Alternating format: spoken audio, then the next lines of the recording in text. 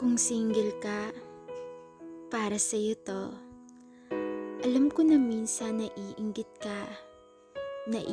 ka sa mga kaibigan mo kasi todo flex nila sa FB ng karelasyon nila. Tapos minsan, na-OP ka pa, lalo na pag may dala-dala silang jowa.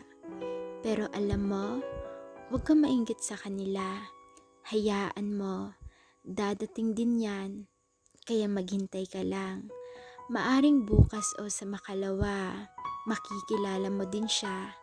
Sa ngayon, enjoy mo na lang muna ang pagiging single.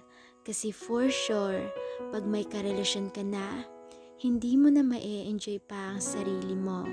Hindi ka na madalas makakasabay sa mga tropa mo kasi kailangan pa ng approval ng jowa mo. Alam mo, gusto ko lang sabihin sa'yo na hindi lahat ng may karelasyon ay masaya. Minsan pinapakita lang nila na masaya sila, pero deep inside, hindi naman talaga. Kaya ikaw, chill ka lang, kasi being a single is very happy. Kasi nagagawa mo lahat ng gusto mo, na walang may magagalit o magtatampo. Tapos free kang gawin kung ano yung gusto mong gawin.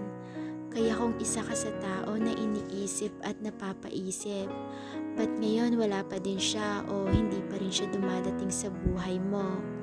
Relax ka lang, okay? Kasi dadating yan. Kaya self-love muna ha, para kung sakaling dadating siya, ay handa ka na. Okay?